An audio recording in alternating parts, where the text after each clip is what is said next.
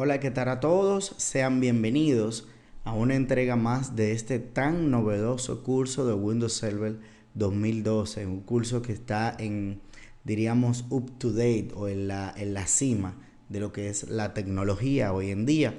Santiago Morales, su instructor, quien les habla, y estaremos trabajando, como siempre le hago énfasis, que es el curso de Windows Server 2012, y esta es una guía para la certificación de MCSA o Microsoft Certified Solution Associate. En el día de hoy estaremos viendo los conceptos básicos para trabajar con Windows Server 2012 y ya estamos entrando en el módulo 2. Pero antes de iniciar específicamente con el módulo 2, voy a hacer un paréntesis para que sepan o para responder una pregunta que quizás ustedes tienen en el momento. Y es que vamos por el módulo 2 y quizás todavía ustedes no han visto una práctica directamente en el computador. Pues déjenme decirle que Capacity IT Academy, escuchando diríamos, las sugerencias de nuestros usuarios, se ha tomado la libertad de hacer un curso un poco más extenso, quizás un curso que dure un poco más, pero un curso que explique todos los pormenores necesarios para que un usuario que no sepa nada de informática pueda tomar este curso y pueda salir adelante, ya que en este curso se le van a explicar en un 90% los conceptos que va a utilizar en todo lo largo de este curso. Y en esto entra este tema. Fíjense cómo se llama conceptos básicos para trabajar con Windows Server 2012.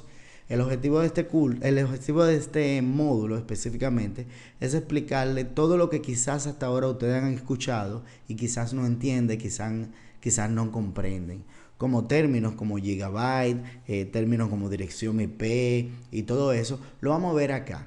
Aparte de todo esto, no está de más que ustedes quizás algunas de las personas que han tomado este curso son ya expertos en la materia, quizás todos solamente lo están buscando para reforzar conocimientos que ya tienen.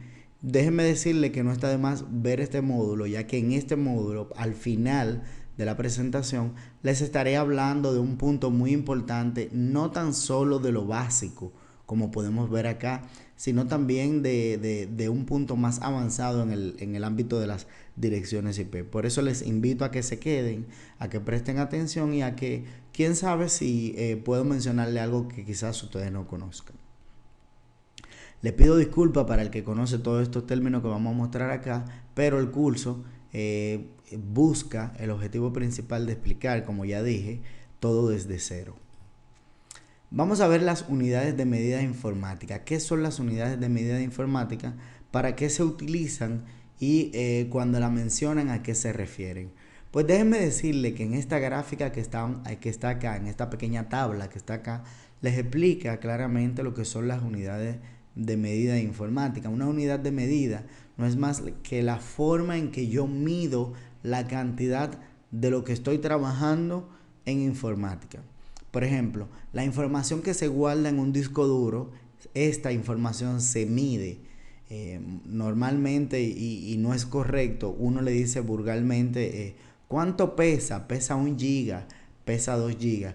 Pero uno le hace diríamos así, le llama peso para saber que se está midiendo el volumen o la cantidad de información que hay en el disco duro. Así también se puede medir la cantidad de memoria, se puede medir la cantidad de memoria para la tarjeta de video, etcétera, etcétera. Iniciamos diciendo lo que es un bit. Un bit es la unidad mínima de medida en informática. Un bit es igual a un carácter o espacio. Luego del bit viene el byte. El byte son 8 bits.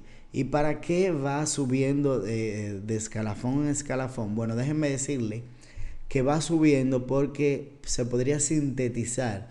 Nunca o no es correcto, claro que se puede, pero no es correcto decir que un documento tiene 5.628 millones de bits. O sea, decir eso es como abundar y quizás no se entienda. Ahora es más fácil decir que un documento tiene 4 megas. Ya se sabe de lo que se está hablando. Entonces, para sintetizar tantos números y para que se entienda más claro, en informática existen las unidades de medida. Un byte, que es la segunda que tenemos acá, que es esa que ustedes están viendo ahí, un byte no es más que 8 bits. O sea, si yo voy a decir que un documento tiene 16 bits, pues yo lo puedo sintetizar, lo puedo simplificar y decir que un documento tiene 2 bytes. Así se escucha mejor. Asimismo, también está el kilobyte. El kilobyte es miren aquí su medida, 10 a la 3, o sea, 10 por 10 por 10. El kilobyte no es más que 1024 bytes. Y así sucesivamente va subiendo. Después del kilobyte, que está representado por la KB, el bit está representado por la B grande, pero minúscula. El byte por la B grande, pero mayúscula. El kilobyte por la KB, la K de kilo o 1000. También el megabyte, como el MB, perdón. El gigabyte por GB. Luego viene el terabyte y así sucesivamente hasta llegar al yottabyte, que es igual a 10 a la 24. Ahora bien, ¿qué unidad de medida ahí se usa hoy en día? Bueno, gigabyte y terabyte son los más utilizados. Por ejemplo, tenemos discos duros en la actualidad que tienen 1 terabyte, 2 terabytes, 3 terabytes y ya son algunos comerciales. Pero también nosotros tenemos en memoria, quizás hay computadores que tienen 2 gigas de memoria, 1 giga de memoria. Obviamente el que tiene 2 gigas de memoria trabaja más rápido que el que tiene 1 giga de memoria. 1 petabyte, exabyte y así sucesivamente. Y estos son cuartos de discos o bancos de discos de almacenamiento. Ya son discos súper extra grandes. En muchas ocasiones se hace un arreglo de disco, y ya que menciono la palabra arreglo de disco, más adelante vamos a hablar un poquito de esto, donde se conectan diferentes discos duros. Si yo tengo 4 discos duros de 250 GB, pues yo tengo 1 terabyte y esto se puede unir. Esto es simplemente las unidades de medida en informática. Pueden abundar un poquito más, pero creo que con esto se tiene la información necesaria para salir adelante con el curso de Windows Server 2012. Continuando con nuestra presentación, vamos a hablar, ya que sabemos de las unidades de medida, vamos a hablar de los discos duros. ¿Qué es un disco duro? Bueno, un disco duro, como ustedes lo ven acá, aunque no lo van a ver así en sus manos, esto es un disco duro que está desarmado. Un disco duro no es más, en inglés, hard disk, o se puede abreviar por HDD. Es un dispositivo de almacenamiento de datos no volátil que emplea un sistema de grabación magnética para almacenar datos digitales. O sea, la información que se guarda en la computadora se guarda en un disco duro. Ya que estamos hablando de disco duro, vamos a ver los diferentes tipos de disco duro que existen. Hay diversos tipos de disco duro, pero les quiero mostrar estos tres, como son el IDE o el EID, que es el nombre que reciben todos los discos duros que cumplen las especificaciones ATA. Pero el disco duro, y se lo voy a mostrar más adelante cuáles son los IDE y cuáles son los SATA. Este tipo de disco duro, IDE o EID, es un tipo de disco duro que ya no viene en el mercado, ya no se utiliza, pero se puede encontrar en algunos servidores, en algunas computadoras, diríamos un poco obsoletas. También tenemos los discos duros de tipo serial ATA o conocidos como SATA. Es la interfaz que sustituyó a los discos duros IDE y entre sus ventajas están una mayor tasa de transferencia de datos, 150 frente a 133 megabytes por segundo. Y miren como ya conocemos esta palabra de megabyte. ¿Qué significa esto? Que la transferencia, o sea, graba más rápido, almacena más rápido que los discos duros IDE. Esto me da mayor velocidad a mi computador y todo lo que sea más rápido en mi computador al final me va a dar como resultado un computador mucho más efectivo, mucho más rápido y en el caso de servidores mucho más eficiente cuando a lo que se refiere conexión de redes. Continuando en este mismo sentido, vamos a hablar un poco de las particiones de los discos duros. ¿Qué es una partición? Esta palabra la vamos a escuchar mucho. ¿Qué es una partición de disco duro? Bueno, Eh, Diciéndolo así de una forma llana, que ustedes lo entiendan bien, es una división de una base de datos lógica o sus elementos constituyentes en partes independientes. La partición de datos se hace normalmente por razones de mantenimiento, rendimiento, manejo, etcétera. Un disco duro, y quise simularle acá con esta gráfica el plato del disco duro. Recuerden que anteriormente habíamos visto que el disco duro tiene platos, tiene cabeza o lectores y tiene un motor rotativo que es el que hace que los platos den vuelta a través de la cabeza lectora. Ahora bien, en el disco duro yo puedo tener quizás información. Por ejemplo, una computadora con un disco duro puede tener un sistema operativo, por ejemplo, Windows Server 2012. Pero quizás en el mismo disco duro yo quiera instalar en mi servidor dos sistemas operativos. En la partición C quiero instalar Windows Server 2012, pero en la partición D quizás quiero instalar Windows Server 2008, su antecesor. Pero ¿qué pasa? Yo puedo hacer esto con el simple hecho de particionar mi disco o partirlo en partes iguales o no iguales como yo desee. Yo puedo simular que ese disco duro son dos discos duros, siendo el mismo. Físicamente se puede simular lógicamente a nivel de software como si fueran dos discos duros. Este es el trabajo de una partición. Eso es lo que hacen las particiones en los discos duros. Fíjense acá, como yo digo, que la partición pueden hacerse creando bases de datos pequeñas, separadas, cada una con sus propias tablas, índices y registros de transacciones, o dividiendo elementos seleccionados, por ejemplo, solo una tabla. Este disco duro, esta gráfica de disco duro que hay acá, tiene la cabeza lectora, tiene el motor, pero el disco duro está particionado en tres. Uno tiene Windows, otro tiene el sistema operativo Ubuntu y otro está utilizado para archivos. La mayoría de las imágenes que utilizamos en las presentaciones son extraídas de internet y el objetivo de situar cada una de las imágenes en nuestras presentaciones es con el simple hecho de educarlo a ustedes. Continuando, ya que estamos hablando de lo que es una unidad lógica, un disco duro, una partición, vamos a ver lo que es el sistema de archivo. ¿Qué es el sistema de archivo? El sistema de archivo no es más, señores, que la forma en que los sistemas operativos guardan su información. Para hacer una analogía viva o una analogía entendible de esto, quizás mi madre, vamos a llamarle a mi madre sistema operativo, y vamos a llamarle a la madre de cada uno de ustedes sistema operativo también. La forma en que mi madre guarda la ropa en el ropero no es quizás la misma que las madres de ustedes. Por ende, la forma de mi madre guardar la ropa es un sistema de archivo distinto al sistema de archivo que tiene la madre de ustedes, por poner un ejemplo. Asimismo, se puede llevar a cabo en el computador, en los servidores. Existen diferentes sistemas de archivo, como son FAT o File Allocation Table, FAT32, que es el mismo File Allocation Table de 32 bits. Tenemos el NTFS, primeramente el FAT y el FAT32, y miren todo donde yo lo estoy viendo ahí. El FAT y el FAT32, al FAT normal se le llama FAT16 también, que es de 16 bits, y el FAT32 es el mismo FAT, pero de 32 bits. ¿Qué se refiere con esto? A que la forma de guardar los archivos de esos sistemas operativos era de tipo FAT, porque cada una de las formas de guardar los archivos tiene un nombre.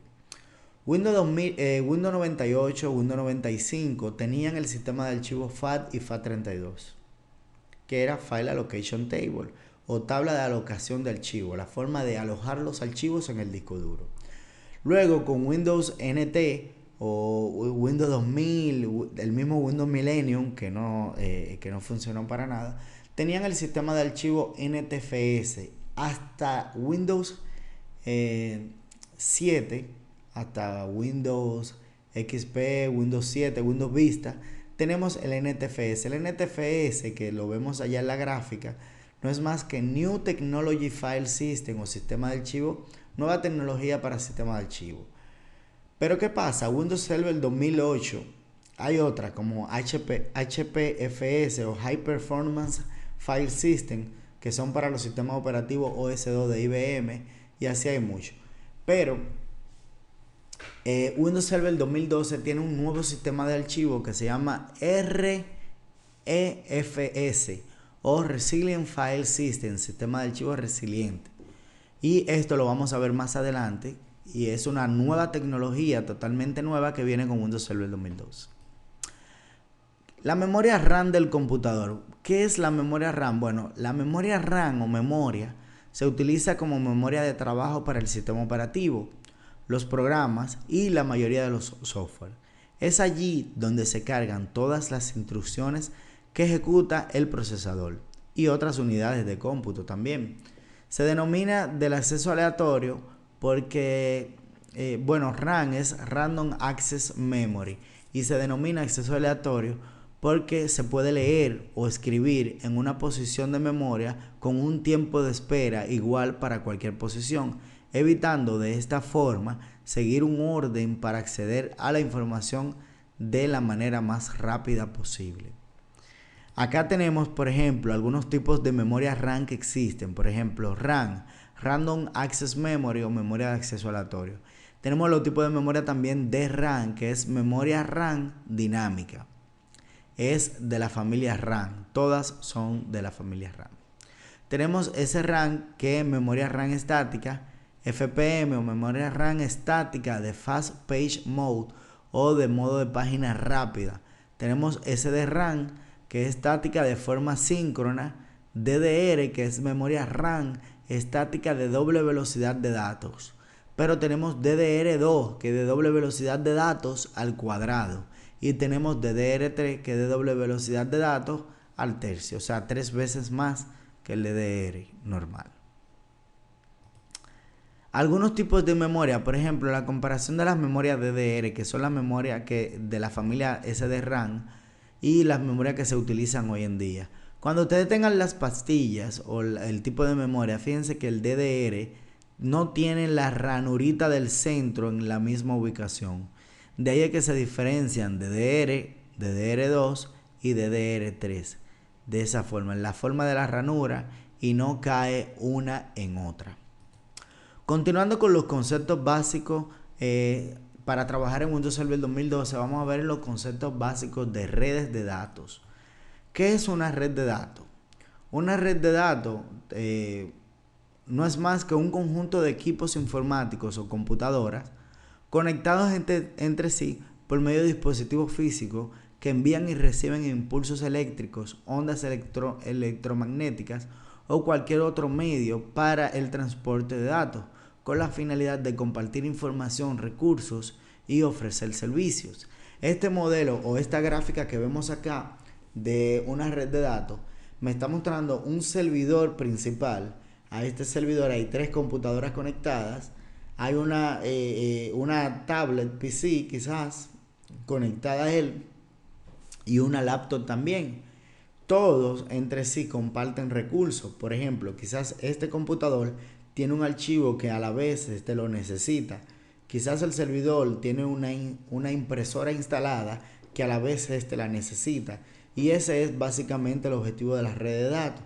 Abaratar costos, economizando, que se tenga que comprar una impresora para cada computadora, que los archivos se tengan que copiar con discos duros externos de una computadora a otra, entre otras mejoras que la vamos a ir viendo más adelante ya cuando estemos entrando en la parte de los dominios de Windows Server. Los tipos de redes de datos que existen son 3. Hay más, hay tipos de redes MAN, WMAN, etc. Pero los básicos son estos 3 tipos que están acá: LAN, WAN y WLAN. LAN o Local Area Network son para conectar computadoras. Cuando digo nodos, un nodo o un host no es más que cualquier dispositivo conectado a la red. Yo tengo una red, por ejemplo acá. Esta computadora portátil es un nodo. Esta tableta es un nodo. Esta computadora es un nodo. Esta computadora y esta computadora son hosts. Todos son hosts, todos son nodos. Nodo es cualquier dispositivo conectado a la red. Entonces aquí dice que para conectar los nodos dentro de un área limitada. Por ejemplo, si yo tengo las computadoras en un edificio completo, o un edificio que está al lado y todos están conectados en red, eso es una red LAN. Pero si yo tengo un edificio en Santo Domingo y otro edificio quizás en Estados Unidos o en Venezuela o en México, entonces yo tengo una red WAN, que es una área local, Wide Area Network, o una red de área amplia, que para conectar computadoras en un área extensa o amplia. WLAN son las redes LAN, pero de forma wireless o inalámbrica, sin la necesidad de conectar un alambre a ella. Hablando de las direcciones IP, y ya aquí estamos entrando en lo que quiero explicarle desde el principio, que es la parte quizás más importante de esta presentación. ¿Qué es una dirección IP? Bueno, para iniciar, cada vez que mencione dirección IP, vean que me estoy refiriendo a la IP versión 4. Más adelante en esta misma presentación, dentro de unos minutos, vamos a hablar de lo que es V4 y V6, que son las versiones de direcciones IP. En las direcciones IP versión 4, la cual ustedes pueden ver en pantalla, una dirección IP es una etiqueta numérica que indica de manera lógica y jerárquica a una interfaz. Una interfaz no es más que cualquier elemento de comunicación o conexión. En pocas palabras, en forma de manera lógica y jerárquica a una interfaz de un dispositivo dentro de una red que utilice el protocolo IP. IP es Internet Protocol. La palabra IP viene de protocolo de Internet. Bueno, con esta versión de direcciones IP versión 4, yo puedo tener hasta 4.000 millones de direcciones IP disponibles. ¿Qué es una dirección IP? Una dirección IP no es más que un número único que se le asigna a cada computador conectado a la red. Pero para hablar de direcciones IP hay que hablar de Internet un poco. Todos sabemos qué es Internet. Internet es una red de redes que tiene un sinnúmero de computadoras y nodos conectados entre sí. Ahora bien, cuando yo entro a una dirección en Internet, y esto lo vamos a abundar un poquito cuando estemos hablando de DNS más adelante. Cuando yo entro a una dirección IP, cuando yo entro por ejemplo, a www.capacity.com.do, aunque yo me estoy aprendiendo el nombre de capacity.com.do, en realidad yo estoy entrando a una numeración, a una dirección IP. ¿Por qué? Porque cada página, cada dirección en Internet debe tener un número diferente. Pero ¿qué pasa? Aquí viene lo que les quiero explicar. Ok, todas las páginas, quizás ustedes se preguntarían, todas las páginas tienen una numeración o IP. Vamos a llamarle a la IP, vamos a llamarle numeración. Entonces, ¿todas las páginas en Internet tienen una numeración diferente? La respuesta es sí. No pueden haber dos páginas en Internet con una misma numeración. Numeración, recuerden, es dirección IP. Ahora bien, ¿y qué pasa cuando todas las direcciones IP se acaban? Pues más adelante en esta misma presentación le explicaré lo que está pasando. Vamos a conformarnos ahora mismo con aprender lo que es la dirección IP. Las direcciones IP versión 4, que es de las cuales estamos hablando ahora, se expresan por un número binario de 32 bits, permitiendo un espacio de direccionamiento de hasta 4.294.962.296, o sea, 2 a la 32 direcciones posibles. Lo mismo que le dije hace un momentito, 4.000 millones de direcciones IP posibles. Las direcciones IP se pueden expresar como números de notación decimal. Se dividen los 32 bits y miren aquí, 1, 2, 3 y 4. Tenemos 4 grupos de números divididos por puntos. El número más alto es 1, 1, 1, 1, 1, o sea, 1 8 veces. Y esos bits, o sea, los bits de los números que le acabo de decir, de derecha a izquierda, tienen valores decimales de 1, 2, 4, 8, 16, 32 y 128, lo que suma 255. Me explico más claro. una dirección IP, y miren aquí 255.255.255.0, donde este número que está acá es el primer octeto. Una dirección IP es una etiqueta numérica que identifica de manera lógica y jerárquica una interfaz, como les dije al principio, dentro de una red con el protocolo Internet Protocol. Las direcciones IP se expresan por número de 32 bits. No quiero que olviden esta parte que les estoy diciendo.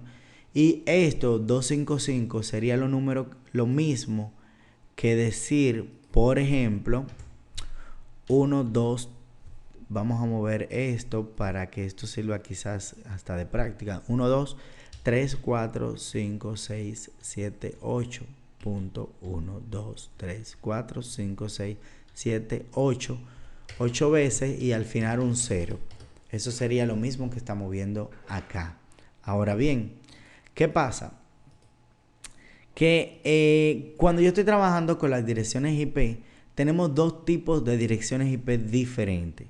Tenemos las direcciones IP públicas y tenemos las direcciones IP privadas. Las direcciones IP públicas son las que utilizan los sitios de internet, pero las direcciones IP privadas son las que nosotros vamos a utilizar en este curso para asignárselas a cada uno de los computadores que se van a conectar en la red que vamos a crear. Los tipos de direcciones IP, por ejemplo, dentro de las direcciones IP tenemos tres clases, que son clase A, clase B y clase C. Existe la clase D y la clase E, pero vamos a limitarnos a estas tres clases que son las utilizables por nosotros. Por ejemplo, las direcciones desde la 1 hasta la 126 pertenecen a la clase A.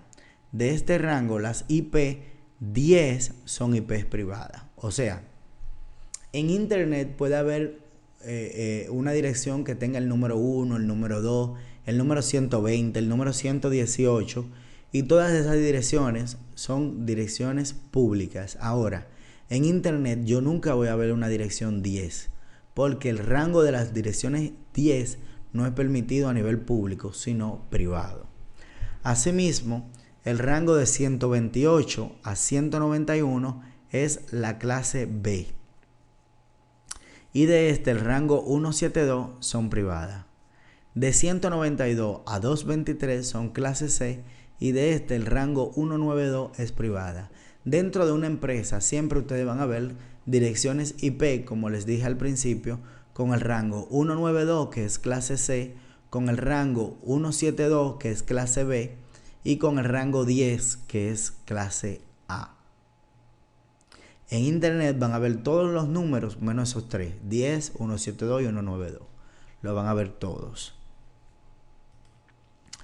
Las clases de direcciones, y para que esto se entienda mejor, las clases de dirección IP privada que pueden existir. El primer grupo de números se refiere a la dirección de red. La siguiente define lo que es la dirección del host, la dirección del nodo. En la clase B, los primeros dos grupos definen la dirección de red y los últimos dos grupos definen la dirección del host. En la clase C, los primeros tres grupos definen la dirección de red y el último grupo la dirección del host. En pocas palabras, y para que se entienda más claro, en una clase C yo puedo tener menos direcciones IP disponibles que en una clase B y esta a su vez mucho menos a una clase A. Normalmente los ISP o Internet Service Provider, proveedores de servicios de Internet, proveen direcciones IP de la clase A nivel privado para que el usuario pueda tener todas las direcciones posibles para instalar. Vamos a hablar, no podemos dejar de hablar de la dirección IP sin hablar de lo que es la máscara de subred. Y miren donde extraje esta información de internet. La máscara de subred o la máscara permite distinguir los bits que identifica la red y los que identifican el host de una dirección IP. Dada la dirección de A 10.2.1.2, sabemos que, por ejemplo, bueno, 10.2.1.2, bueno, esta pertenece a la dirección de red 10 y el host al que se refiere es el 2.1.2. Me explico. En esta ocasión, 192.168.0.0, como es una clase C y la clase C utiliza únicamente el último número para asignárselo a los hosts, estamos diciendo que la máscara de subred va a ser 255.255.255.0. Ahora bien, esto es todo lo que tiene que ver con direcciones IP versión 4. Ahora vamos a la pregunta que hicimos hace un momentito, que dijimos, ¿qué pasa cuando las direcciones IP se terminen? Déjenme decirle que estoy escuchando lo de que las direcciones IP se van a terminar desde el año 2001-2002. Estoy escuchando. Tuve la oportunidad de, como estudiante, asistir al NetRider que se hizo en mi país, República Dominicana, y se hizo en el Instituto Tecnológico de las Américas, ITLA, que es uno de los institutos en el país más avanzado en lo que clases de informática y tecnología se refiere. Déjenme decirle que desde ese año estoy escuchando, desde el 2000, que empezó a descender lo que eran las direcciones IP posibles o disponibles, estoy escuchando este tema. ¿Cómo funciona esto de la asignación de las IP? Le voy a explicar en 2 minutos cómo funciona esto. Desde el año 2000, como lo podemos ver ahora, hasta el 2008, actualmente estamos en el 2013, ha ido disminuyendo las direcciones IP posibles o disponibles que se pueden asignar. Es por esto que las grandes empresas o las empresas o corporaciones encargadas de este tema se han tomado la libertad de hacerle una actualización a las direcciones IP, y ya no es versión 4, ahora es versión 6. ¿Por qué se está migrando a IP versión 6? Vamos a explicarle aquí. La Corporación de Internet para la Asignación de Nombres y Números, en inglés Internet Corporation for Assigned Names and Numbers, ICANN se llama, es una organización sin fines de lucro creada el 18 de septiembre, como podemos ver aquí, del 98, con el objetivo principal de encargarse de cierto número de tareas realizadas con anterioridad a esa fecha por otra organización que era la IANA. Su sede radica en California y está sujeta a las leyes de dicho estado. En pocas palabras, diríamos, para que ustedes entiendan mejor, que ICANN es quien tiene el almacén de direcciones IP, la fábrica de IP. Vamos a ponerlo físico. Tiene muchas cajas de direcciones IP posibles. Pero ¿qué pasa? Que ICANN le distribuye a mayoristas. Hay diferentes mayoristas. Por ejemplo, para Latinoamérica está creo que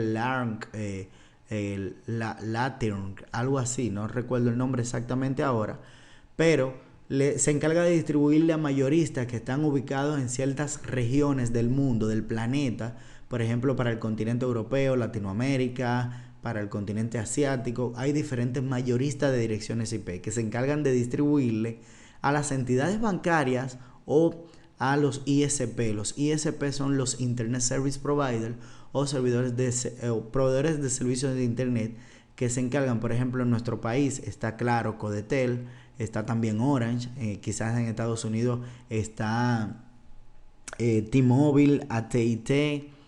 Hay muchos proveedores de servicios y depende de los países, estos se encargan de distribuir las direcciones IP.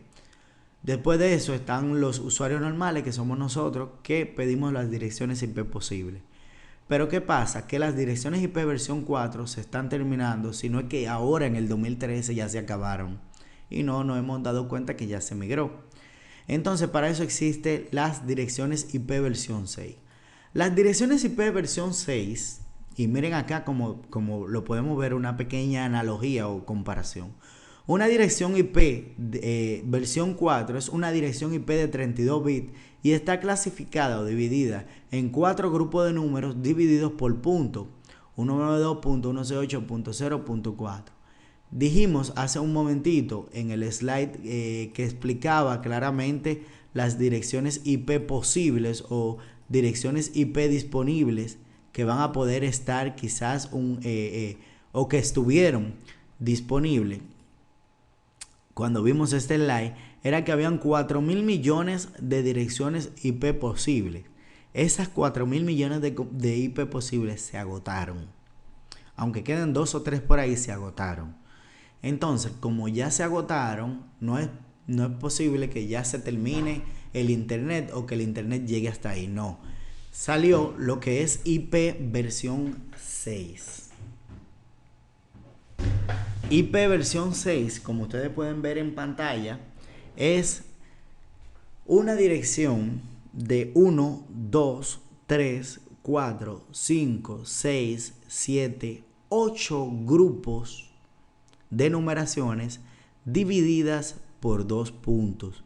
En vez de ser 38 bits, las direcciones IP versión 6 tienen 128 bits.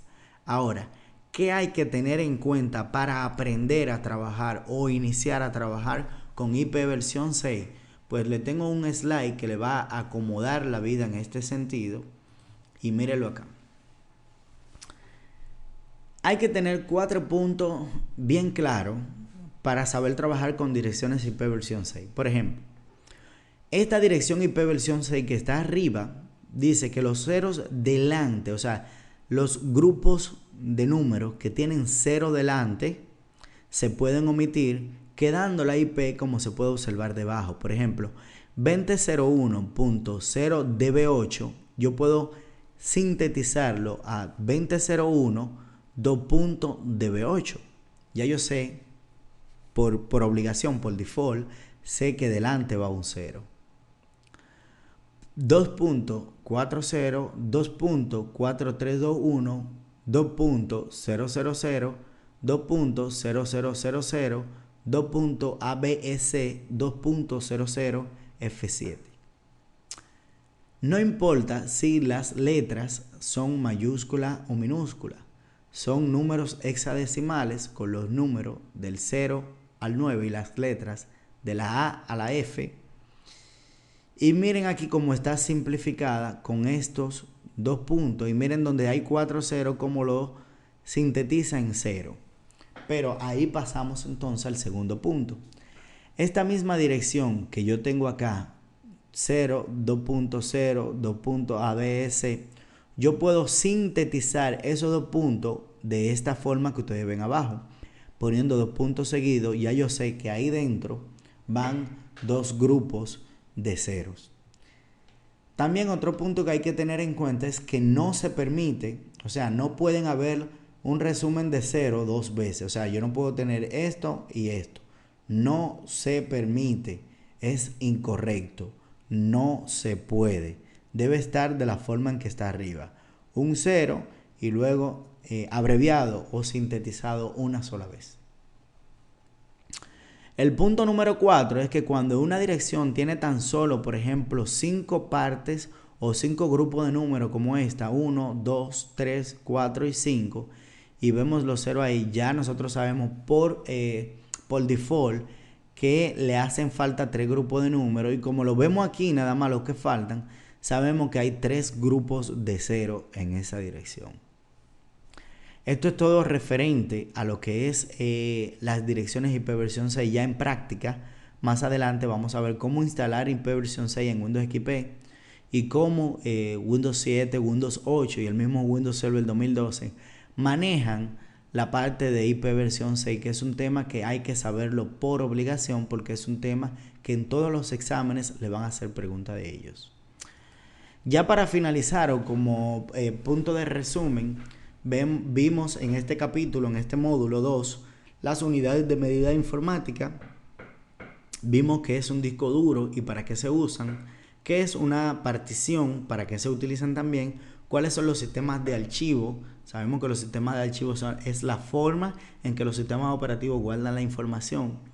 Vimos qué es la memoria RAM del computador y cómo se clasifican o dividen, los conceptos básicos de redes de datos, cómo éstas se conectan y cómo se llaman, y hablamos un poco y solamente un poco de las direcciones IP. Si tienen alguna duda al respecto, pueden repetir el video cuantas veces deseen, pueden en los foros hacer cualquier pregunta al respecto y con gusto le atenderemos en cualquier necesidad que tengan. Déjenme decirles que esto es todo hasta el momento. Se despide Santiago Morales. Gracias y hasta luego.